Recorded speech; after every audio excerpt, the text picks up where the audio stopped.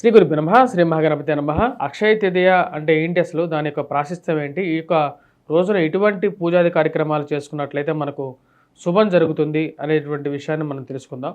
ముందుగా మనం గమనించినట్లయితే క్షయము లేనటువంటిది అంటే తరిగిపోయినటువంటి ఐశ్వర్యాన్ని ఇచ్చేటువంటిది అని దాని యొక్క అర్థం. ఈ యొక్క రోజున మనం గమనించినట్లయితే ముఖ్యంగా శ్రీ మహావిష్ణువుకి అత్యంత ప్రీతికరమైనటువంటి మాసంగా కూడా వైశాఖ మాసం చెప్తుంది అన్నమాట. వైశాఖ మాసంలో మనం చేసేటువంటి లక్ష్మీ పూజకి ఇంకా దానికి తగినటువంటి ప్రాముఖ్యత అనేది ఉంటుంది. ఇక అక్షయ తృతీయ రోజున ముఖ్యంగా వచ్చినప్పటికీ అమ్మవారిని ఎక్కువగా పూజించాలి. రోహిణి నక్షత్రయుక్తంగా వస్తుందన్నమాట. అంటే వైశాఖ మాసంలో వచ్చేటువంటి రోహిణి నక్షత్రయుక్తంగా వచ్చేటువంటి ఈ యొక్క అక్షయ తేదీకి చాలా ప్రాముఖ్యత అనేది ఉంది. రోజున ఎటువంటి పరిహారాలు, ఎటువంటి పూజాది కార్యక్రమాలు చేసుకోవాలి అని చెప్పే ముందుగా అక్షయ తృతీయకు ఉన్నటువంటి ప్రాముఖ్యత ఏంటి అంటే, ఎందుకు అంత ప్రాముఖ్యత ఉంది అంటే, మనకు ఉగాదికి ఎటువంటి ప్రాముఖ్యత ఉందో అక్షయ తృతీయకు కూడా ఇంచుమించు అటువంటి ప్రాముఖ్యత ఉంది. ఎందుకంటే కృతాయుగంలో, ద్వాపరయుగంలో, ముఖ్యంగా మనకు ద్వాపరయుగంలో ఈ యొక్క యుగం ఆవిర్భవించింది వచ్చినప్పుడు అక్షయ తృతీయ రోజే అని చెప్పేసి మనకు విష్ణు పురాణం చెప్తుందన్నమాట.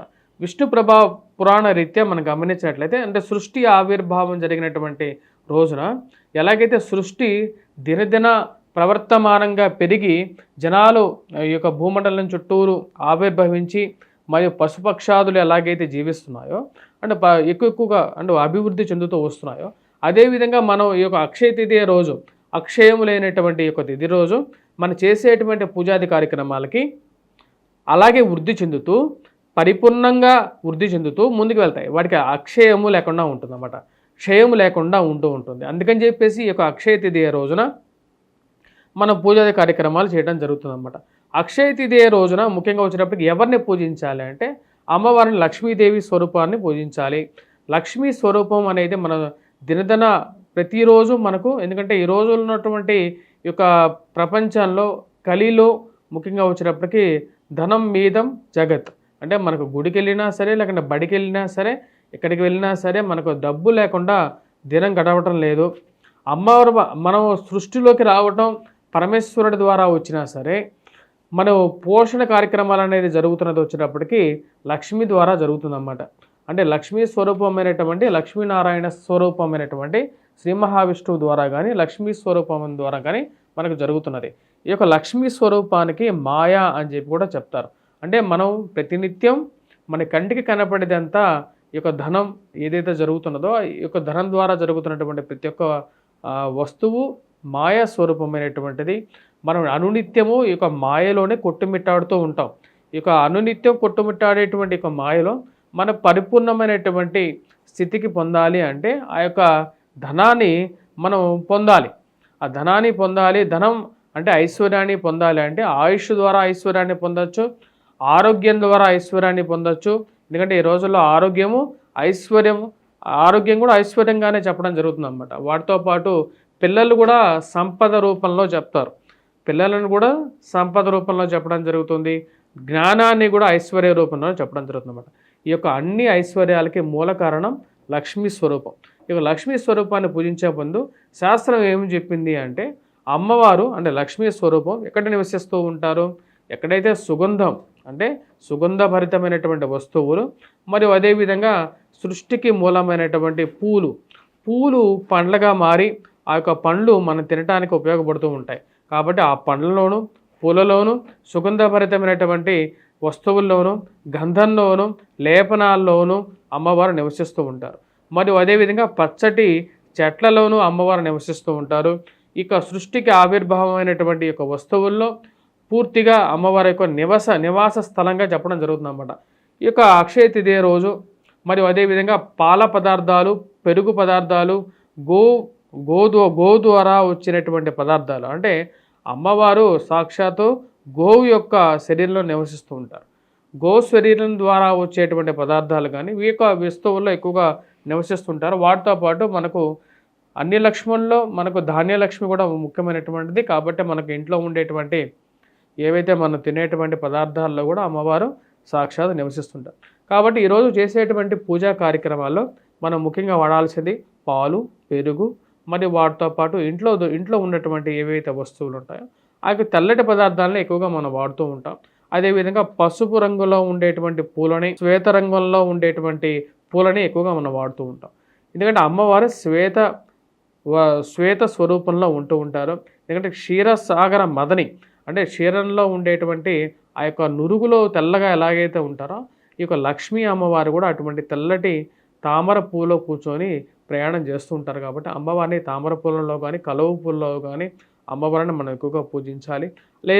లేని పక్షంలో ఇంట్లో దొరికేటువంటి, ఇంటి పక్కన దొరికినటువంటి ఒక తెల్లటి పూలను కానీ, పసుపు రంగు పూలను కానీ, ఎర్రటి మందార రేకుల్లో కానీ అమ్మవారిని మనం చూస్తూ ఉంటాం. ఇటువంటి పూలతో అమ్మవారిని పూజించాలి. ఇటువంటి పూలతో పూజించినట్లయితే అమ్మవారు కరుణ కటాక్ష వీక్షణ మనం పొందడం జరుగుతుంది. ఐశ్వర్యం అనేది ప్రతి ఒక్కరికి అవసరం. ఎందుకంటే ఈ యొక్క దైనందిక జీవితంలో జీవించాలి అంటే ముక్తి మార్గంలోకి మీరు ప్రయాణం చేయాలి అన్నా సరే మీరు ముందుగా ఉన్నటువంటి భవబంధాలన్నింటినీ సంతృప్తి చేయాలి అంటే ఆ యొక్క నియమాలను పాటించాలి అంటే కూడా మనకు ఐశ్వర్యం మూలకంగా కూడా మనకు అవసరం ఉంటుంటుంది. కాబట్టి ఈ యొక్క విషయాన్ని పరిగణలోకి తీసుకోండి. అదే ఆ యొక్క రోజున ఇటువంటి పూలతో మనం పూజించి ఇందాక చెప్పినట్టుగా పూలైతే మటుకు మనకు తెలిసిపోయాయి. పండ్లు మనకు తెలిసినట్లయితే అరటిపళ్ళు అనేది పెట్టుకోవాలి ముఖ్యంగా. ఎందుకంటే అరటిపళ్ళు పసుపు మరియు అదేవిధంగా శుభానికి మూలం. వాటితో పాటు కొబ్బరికాయతో పాటు మనం మిగతా పళ్ళు ఎవరి శక్తి కొలది వాళ్ళు పెట్టుకోవాలి. వీటన్నిటితో పాటు ఆ రోజు చేసేటువంటి ఇంట్లో చేసేటువంటి ఏవైతే నివేదనలు ఉంటాయో, ఎందుకంటే అమ్మవారిని ఎవరి శక్తి కొలది వాళ్ళు పూజించవచ్చు. ఇక్కడ పూజ అనేది మనసులో చేసేటువంటి పూజ అనేది చాలా ముఖ్యం. బయటికి చేసేటువంటి బాహ్య పూజలు, ఎవరికో చూయించాలని చేసేటువంటి పూజలు అనేవి అనవసరమైనటువంటి విషయాలు. ఈ యొక్క పూజ చేసేటువంటి సమయంలో అమ్మవారికి ఎటువంటి నివేదన చేయాలి అనేది చూద్దాం. అమ్మవారికి పాలతో చేసినటువంటి పదార్థాలను ఎక్కువగా పెట్టాలి. పెరుగుతో చేసినటువంటి పదార్థాలు పెట్టాలి. అంటే క్షీరాన్నం పెట్టాలి, దద్దోజనం చేసి పెట్టాలి. మరి వాటితో పాటు మనం పెరుగుతో చేసినటువంటి పంచద్రవ్యాలు కలిపినటువంటి పదార్థాన్ని అంటే చేసి పెట్టవచ్చు. వాటితో పాటు మనం పాలతో చేసినటువంటి పదార్థాలు కూడా అమ్మవారికి పాయసం కానీ ఇటువంటి పదార్థాలు కూడా పెట్టవచ్చు అన్నమాట. పంచామృతాన్ని కూడా పెట్టవచ్చు. పంచామృతాన్ని అభిషేకం, ఇంట్లో ఎవరికైనా విగ్రహం ఉంటే వాడిని అభిషేకం కూడా చేయొచ్చు ఈరోజు.